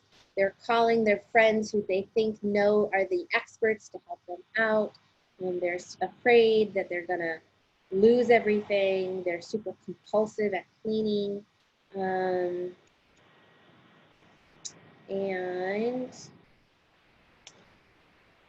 the chest, can have cough, bronchitis, pneumonia, pleural effusion. All these remedies can have these lung disease. I like your post, Sarah, but we'll get to that. Okay, so bryonia. Okay, I'm just gonna kind of read through some of these top remedies that you guys should know about. Belladonna, maybe, but bryonia is a really important one. Bryonia is one of the most frequently used remedies in acutes. Affects the mucous membranes, the lungs, and the joints. Worse motion. So they want to be still. Don't bother me. Let me sit on the couch. Business oriented, worried about work, very work oriented, right? Very like, I need to make money, kind of like arsenic, right? Need to kind of have financial security, worried about poverty, not even wanting to answer questions from you, leave me alone, I'm irritated, dryness, headaches, thirsty, constipated, pneumonia, especially on the right side, lies very still, worse rising up from the bed, better laying on the painful side, worse taking a deep breath, pants shallowly to avoid inspiring. The cough causes pain in the head or in the chest, so the patient holds the chest when forced to cough. All right, let's just move through these. Camphora. So camphora is the remedy that Sanfran's been using with some success. And camphora is a really interesting, it's like a tropical tree that produces this like strong smelling essential oil, which you guys have probably smelled before, that kind of mentholated. And it's supposed to cancel out the negative effects of drugs on the body. It's supposed to have like a lot of interesting kind of qualities. Interestingly, in Asia, in my mom's home country, they apply camphor to the feet to prevent kids from getting sick. So there's a lot of coldness, collapse and coldness, breathlessness, coldness, lung collapse with a kind of dryness, dry collapse with suffocated breathing. Okay, prostration of the vital forces, sudden sinking, so just totally loss of like vitality, feeling really cold, and there's a dryness associated. This was also a remedy that was big in treating acute cholera epidemics. So it is known as like an epidemic remedy. And I put some of the specific cough symptoms there. Cough from talking, cough from inhaling air, feeling cold. Carboveg, charcoal, the remedy from charcoal. Also a weak, sinking feeling, pale face, wanting to be, air hunger means you want to be fanned, like you need the window open, like you can't breathe. This is like either, a weak child or a very old person who's just lost their vitality and they can't get that breath of air in. They want to be fanned, they feel cold. It's a remedy for, sepsis and all sorts of infectious disease stuff. Dyspnea or difficulty breathing, must sit up to breathe. Advanced pneumonia, okay, congestive heart failure associated with pneumonia, so cardiac association. This remedy could save a person's life. You guys listening to this, there's an old person who has pneumonia, maybe it's related to coronavirus. You give them Carboveg, it'll turn them on. Okay. We'll get to the doctor's defense. Eupatorium. Eupatorium perf is famous for its use in influenza when there's tremendous bone pain and fever, unbearable pains in the bones, so that achy feeling in your body when you have the flu. Okay, thirsty for cold drinks and back pain, influenza with high fever, flush, chills, thirst for cold drinks. Ferrum phos, I put in there as like a kind of a fever remedy because I saw it being ordered. This says Ferrum phos is a case where it's a diagnosis of exclusion. So you're giving the remedy because there aren't many other strong symptoms in the case but a fever.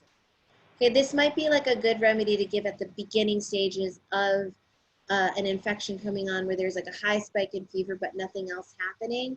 It's similar to aconite in kind of being able to clear up an infection at that initial stage, at that onset, but they're not as anxious, they're more tired and don't want to talk. Okay.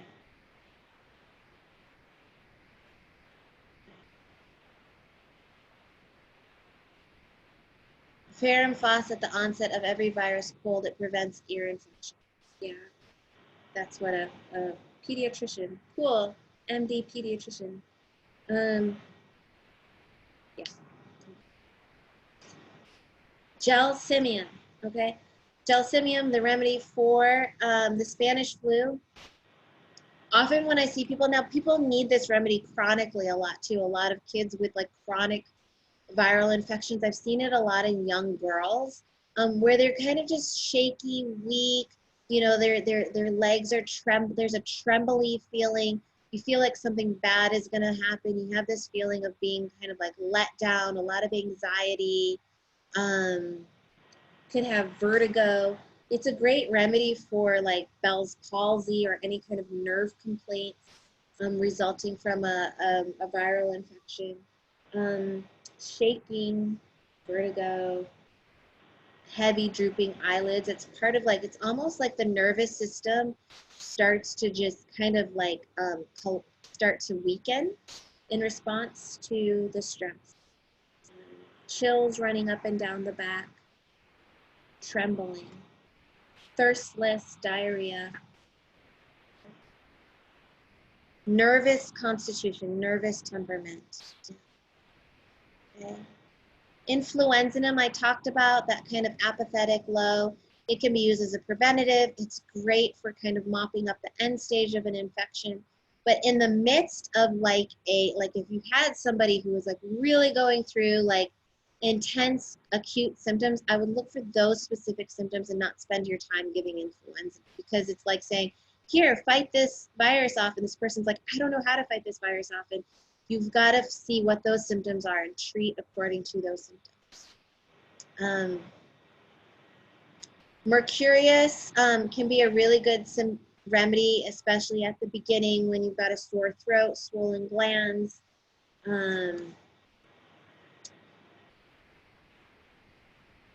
People who are kind of very sensitive to temperatures, they're too hot or they're too cold. Kind of, you know, cold sores, breakdown of the tissues, stinky, smelly breath, smelly saliva, okay, acute sore throat. I'll get through, we talked about the NC219, we'll get to the combination phosphorus. Phosphorus is just a really well-known remedy for the lungs, the cough, and phosphorus-y tubercular people have this tendency to get like lung complications, right? So phosphorus people like to connect and they like to talk. But when they get sick, they lose their voice, right? They get hoarse and they like want to connect, but they can't, okay? They can bleed easily, that like poor boundaries, that easily bleeding, easily connecting. And the flip side of phosphorus is phosphoric acid, which is when you've been connecting so much that you burn out, like that fire in you, that spark is just exhausted. You're emotionally flat. you're burned out. This can happen at the end stage of an infection. Or you're in the midst of fighting an infection and you're just like in this kind of, you know, funk, you know, like you're just like, you can't get through it. And it's good for post-virus to help kind of bring and bounce you back. You know, the phosphoric acid person wants to drink lots of like fizzy, juicy, anything to kind of give you your pep back, right?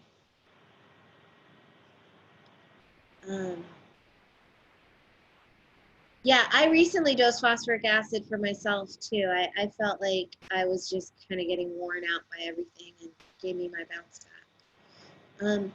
Sulfur, I heard, has been helpful. Sulfur associated with Italy and the Italians. And Italians like to cough, like to smoke a lot, right? And that lung, and you know, and so they're kind of set up in a bad way. Sulfur does not like to let go of things, right? They kind of hold on, kind of like arsenicum, but in a messy way. They don't detox things from their body. Their body doesn't really discharge things in a successful way. When they have discharges, they're yellow and gunky, or they're smelly, or they have a lot of diarrhea. So this is a hot remedy, you know, tend to be hot feet, sweaty, warm, worse heat, lazy and critical, right? I actually had made a kit called the, you know, of remedies online, and I included all these remedies, but I didn't include sulfur because I added it in last night. But most of you guys have sulfur. If not, just get it from the store because it's available. So good for mopping up post-viral infection that doesn't clear. Like you still have bronchitis after like 2 months of having your cough, you know, and so you take sulfur will help clear that out. Veratrum album, similar to camphora, where it's that total collapse, total.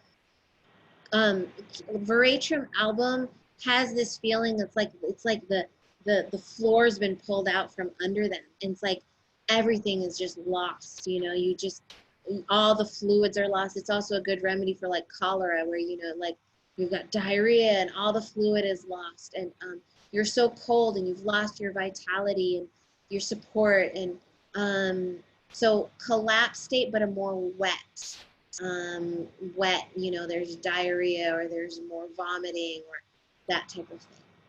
Huge remedy for diarrhea and vomiting. It's very true.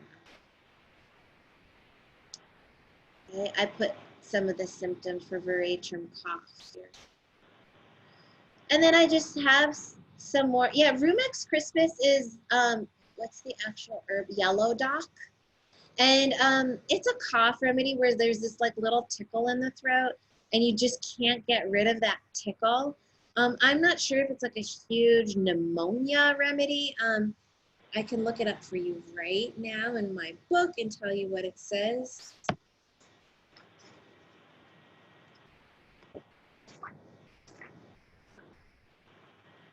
Rumex crispus is primarily a cough remedy, worse from undressing, has some morning diarrhea, copious mucus production, especially in the upper airways, which need to be coughed out, mucus irritation and thick mucus in the larynx, worse cold or open air, worse uncovering, worse inspiring, worse irregularity of breath, talking, laughing, worse pressure on the throat.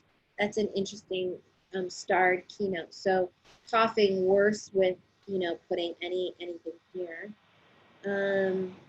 Itching after uncovering. Interesting. I've given it for coughs here and there, but I'm not sure if it's going to be super, super deep. But yeah, it can help that kind of tickle cough. You know, coughs can come from anywhere in the body. My Chinese herbalist friend told me that. A cough isn't just a lung thing.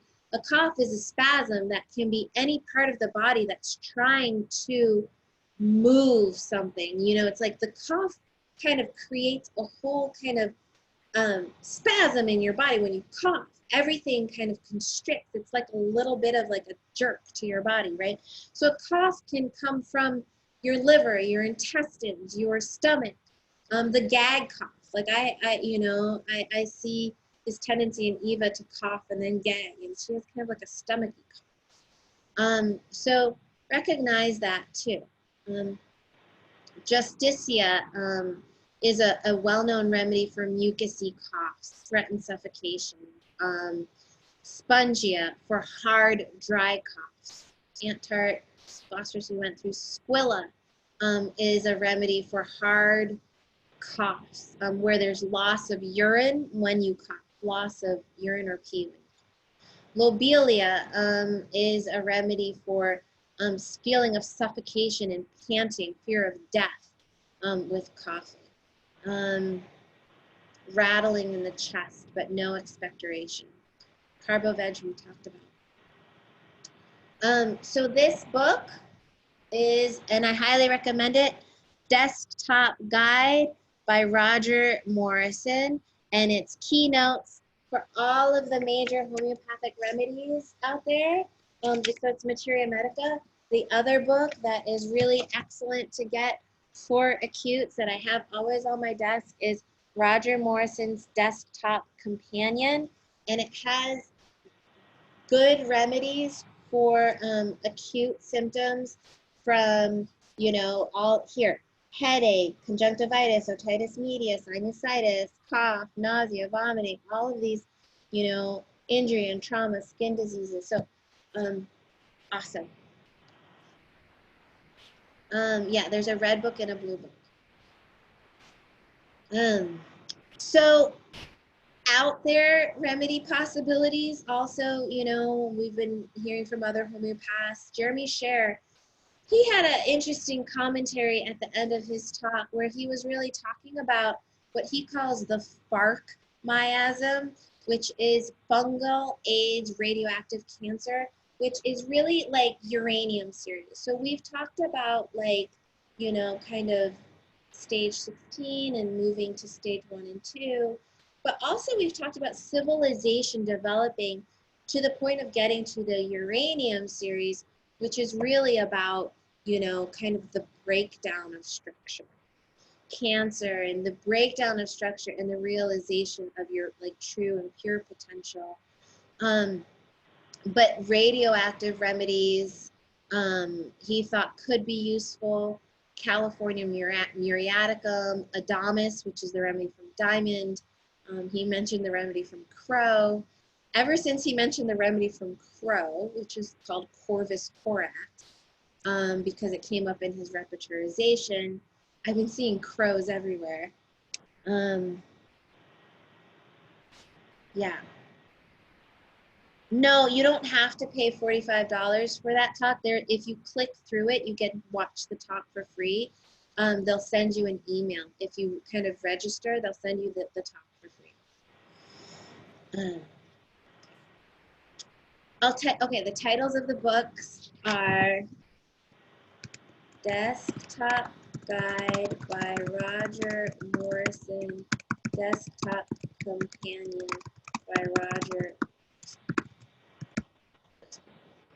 Right. I just wanted to note that influenzanim from 1918 is routinely given in epidemics, right? It's well known. It's as a remedy for prevention of epidemics. And some of the materia medica here for it: apathy, indifference, dullness, brain fatigue, right? Other nosodes that could be useful: oscillococcinum. HKU1 is the precursor virus to coronavirus. I haven't tried it. I don't know anything about it. Pneumococcinum, I was taking and feeling like it was coming up a lot before, like in December. I was feeling a lot of like the pneumococcinum energy, and around sinuses and streppy stuff. Tuberculinum, I've seen need to be redosed in tubercular people at this time. So I think that it's kind of a constitutional that's coming up for people with lung weakness. And then Serinum for the fear of poverty could be useful too. Thymulene is a sarcode that boosts the thymus, which is the gland that produces our T cells, and that can be useful as a big boost to immunity. Carcinosin, I've also been seeing. I guess I could have put carcinosin under nosodes. Um, for restoring that sense of self amidst the chaos, like I'm losing control, this is crazy, this is chaos, kind of shutting all that out, finding your center. Carcinosin really helps with the overwhelm. Silica as well for pushing out the excessive influence of everything out there and just locking into the home and like being at home and being stable in the home.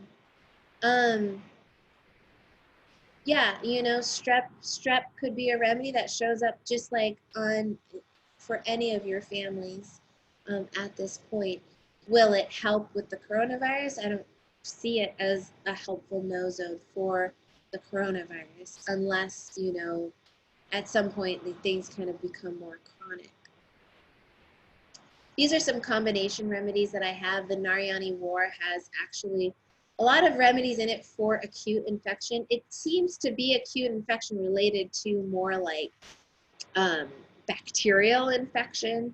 That being said, you know, I think about that when I think of war because of how she titled it, and it feels like war, you know, or this kind of echo of some type of war. So maybe it's helping on some level just get the body to kind of bounce back.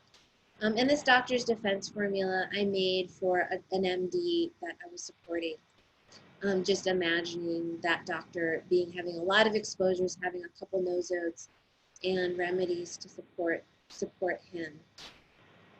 So how are you triggered by all of this? So that is where your susceptibility is. If you're into, I just kind of wrote down like all the various kind of triggers. Paranoia and conspiracies, my mind is overtaken by them. Think of sulfur, veratrum, or laxatives. You know, there's other ones out there, but this is just an idea. Your fear of loss of money, of your job, arsenicum, serinum, bryonia, lycopodium. Into the germ spheres and the hand washing all the time, arsenicum, syphilinum. Chaos, it's too overwhelming, carcinosin, Beth, you're online. You could probably add some to this. Panic attacks, aconite, depression, you know, black hole. I saw, noticed, ordered a couple times this week. Natmir. Stagnation, getting irritable because you're sitting on your butt at home, sepia and lycopodium. That happened to me. Then I had to start exercising.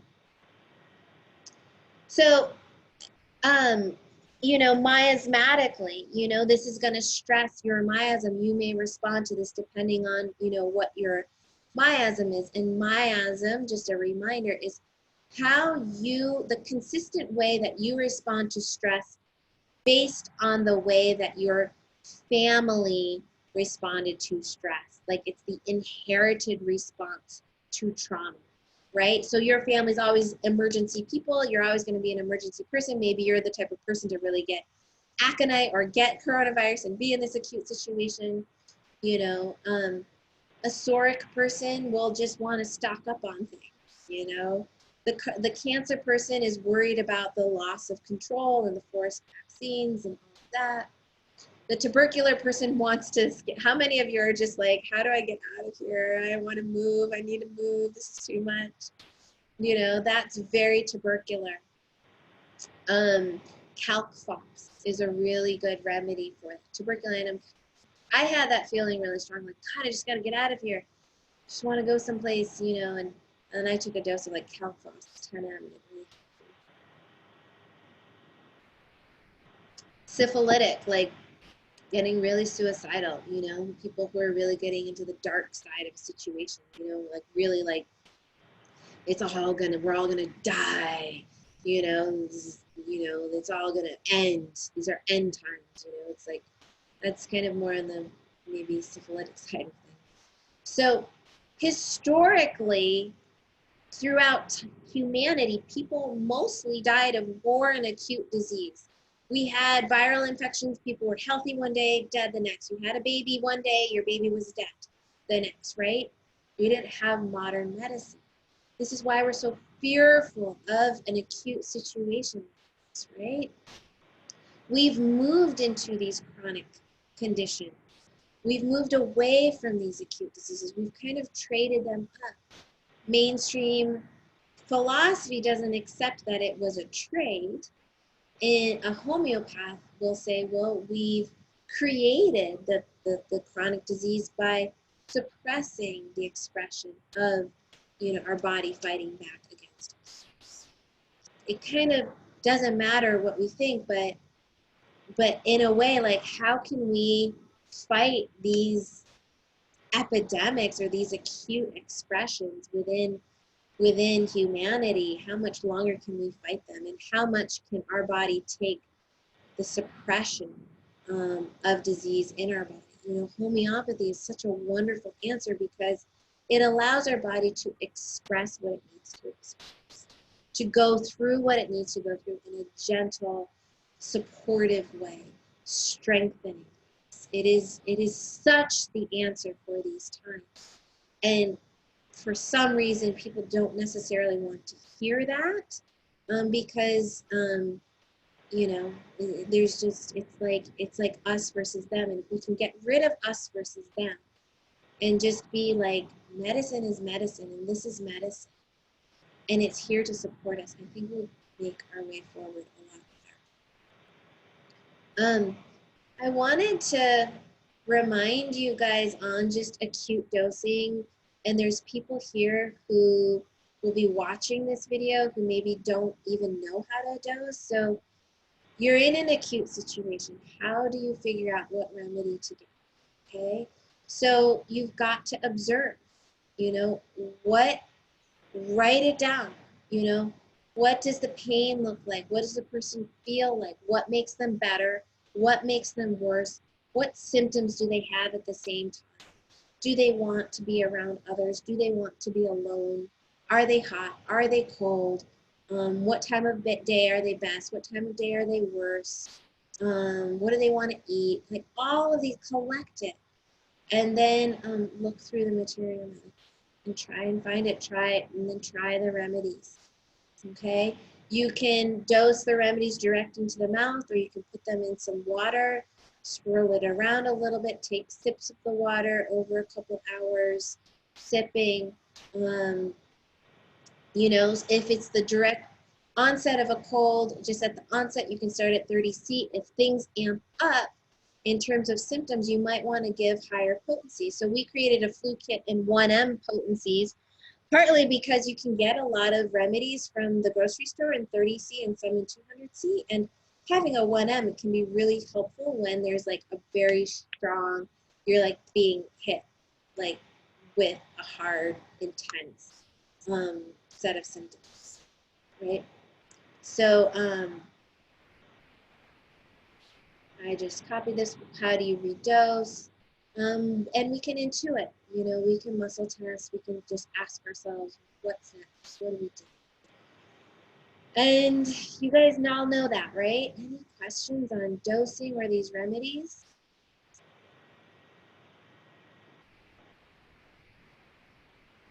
No questions? And anybody, like, what I'd like to do is just take a little extra time because we've got through all these notes. And so I sent you these lecture notes, and I sent you also a document, a PDF that's like, you could send to, your friend who's not a patient of mine, and it just has the remedies. And I took out some of the remedies that aren't available in just the regular homeopathic pharmacy. But don't give them the password to my dispensary or anything. That's just for my patients. It's not meant for the public. If you want to order for yourself and give that to your family, that's okay. But you can give people the names of like Kahneman Labs and Washington Homeopathic if people want to get remedies for themselves who aren't seeing homeopathy. That's just to protect our dispensary. All right. No questions. So I wanted to just like maybe just take 15 minutes to just maybe talk to Lisa, since it seems like you're stressed out because you're seeing a lot of people, prescribe for you, and then we'll just do a meditation.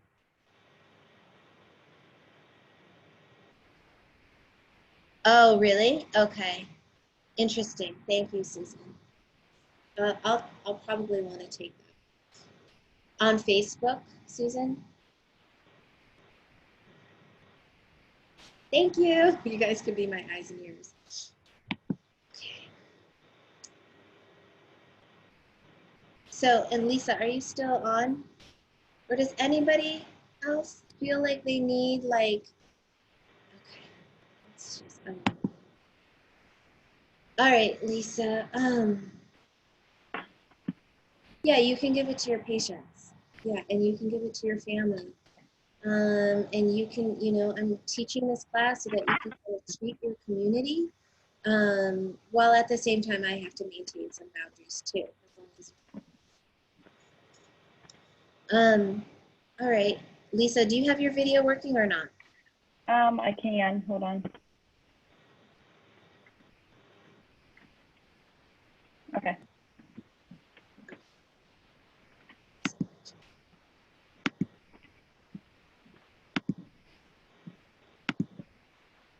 Oh, there you go. All right, so just close your eyes, Lisa. Just take a deep breath in and out. Hold on. You need to stay out now, okay? Take her with you. Okay, shut the door. The new puppy. Oh, nice. Thank you. Bye.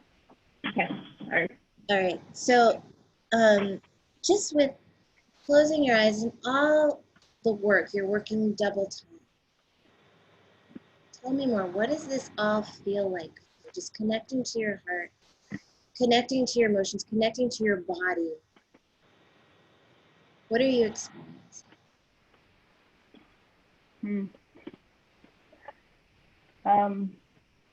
Just a lot. I teeter between overwhelmed and super motivated and hopeful. We feel a lot of every time there's good news, bad news is right behind it. Yeah. So tell me about that emotion. When you say a lot, tell me more. How are you feeling emotionally? How are you feeling? Just feel your heart right now. What do you feel in your heart? Heavy, lots of anxiety.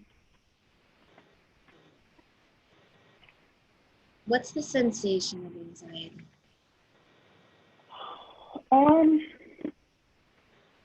It's usually in my chest, like something sitting on it.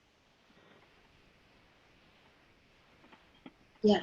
Tell me more. So you see something sitting on your chest. Tell me more about sitting on your chest. What is that? Feels like an elephant. Mm-hmm. Lots of crying, obviously. Mm-hmm. Mm-hmm. Yeah. When you just try and take a breath, what is it like to breathe? It feels constricted. Like right there. And it's almost never about getting sick. Like it's not about that. Yeah, what is it? What is it about? What are you feeling right now for yourself? It's the out of control. It's losing everything.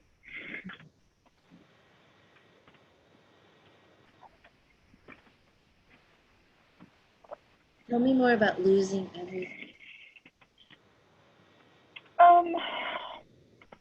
Mostly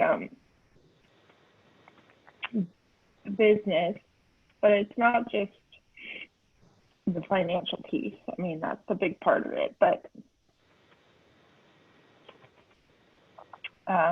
knowing that all these kids and families depend on us.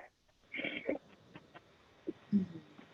And a lot of the uncertainty of how long, like 2 weeks, no big deal.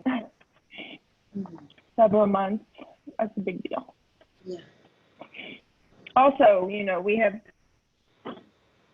the possibility of a lot of teletherapy options, which is good news, but then the pressure to figure all of that out. Yeah. Too. While still trying to see as many kids as we are allowed to. Mm-hmm. Yeah. Tell me about the kids. How do you feel about the kids?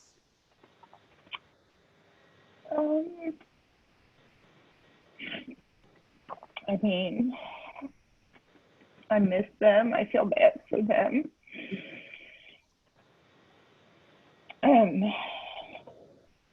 I mean,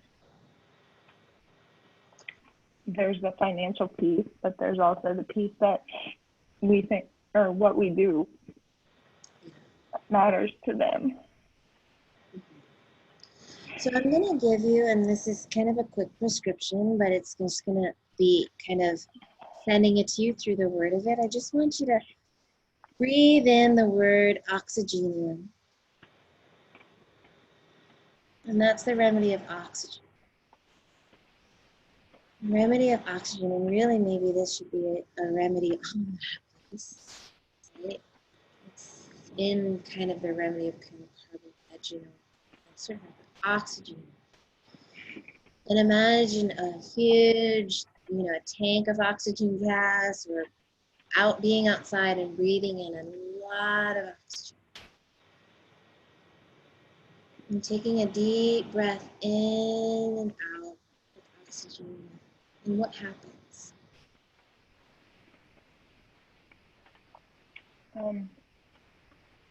It loosens up some.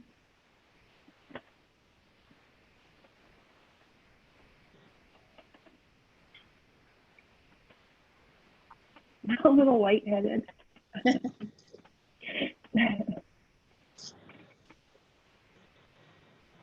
So, I'm feeling oxygenium for you, which is a good remedy. It's also feeling like I'm neglecting myself and I'm neglecting others. Like these kids are being neglected, but I'm also neglecting my kids. I'm looking too much. I'm neglecting myself.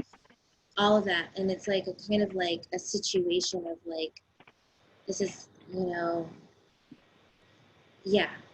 this is just not working out. Feeling sad and bad. So let's do that. And, probably some Ignatia causticum. There's, like this is, there's kind of injustice causticum is a big lung remedy that might come up for you. Thank you. Just take a big deep breath in and out. We're all sending you love. Thank you. Thank you. We'll get through it. I think giving you oxygenium, I think you'll be able to find it. But let us know. I will. Thank you. Is there anybody else that I can into, or we kind of close up? We've had a long 2-hour class. I think we're all good. We're all good? Anybody in an acute state? Okay. All right, so let's just close our eyes and just kind of, with that end note on oxygen, I want you to imagine the crystal blue sky right now. In the spring air. And I want you to imagine taking a big, deep breath in. And all the cells in your lungs take in all the oxygen that we need. And we nourish ourselves by breathing in oxygen through our lungs. And then as we exhale, we release the carbon dioxide, carbon dioxide. And breathe in and breathe out and just feel the integrity of your lungs. Feel the integrity of your breath in this moment. Feel yourself in being present with your body and your breath. And affirm to yourself, I love myself. I'm centered. I know who I am. I am not fear. I'm not driven by fear. I know now not to make my decisions according to fear. And coming into your heart, coming into your center, this is where my wisdom, where my stillness, where my peace, and where my freedom lives.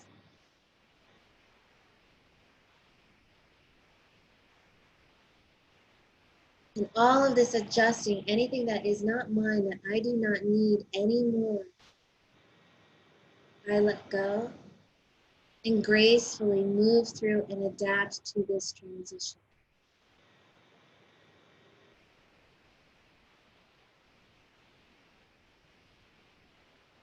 I adapt to the cycles of life, to the cycles of nature, and to the cycles of the earth.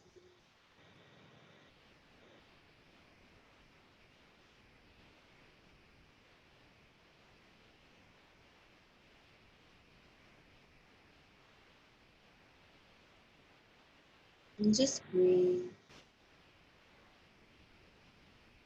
And imagining your higher source, your guides, your angels, imagine golden light just coming down, surrounding you, knowing that positive forces, love and guidance is here with us, speaking to us, communing with us, walking with us, holding our hand, helping us determine our path. And see yourself walking with them on that path and smiling, knowing that all will be okay.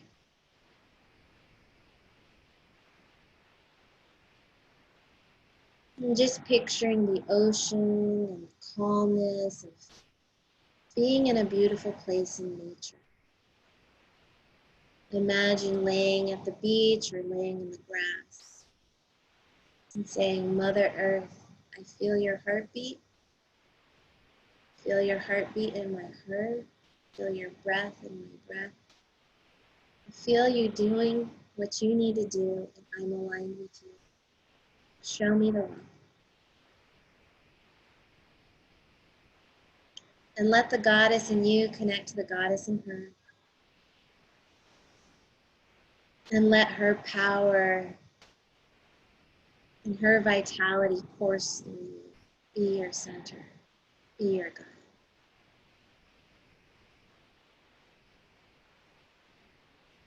And use this as a catalyst for becoming stronger moms, stronger women, stronger mothers, stronger in our bodies than ever before. So just take a deep breath in and out, and you can open your eyes and stop the recording. This recording is meant for my patients and people that you feel like need to watch it.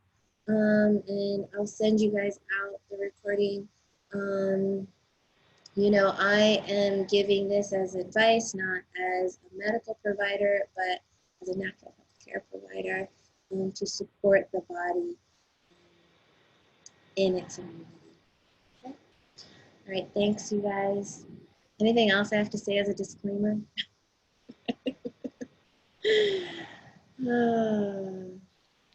We are not alone, and we're so connected now. You know, we're more connected with love than ever before. Thanks, everybody. And I don't know what I'm going to teach in 2 weeks. It might be spiders, but we'll see. It kind of depends on what you guys want to. So we'll stay in touch online and talk to you again soon. And we'll keep our group open with discussion on Facebook. All right. Thanks, you guys. Bye-bye.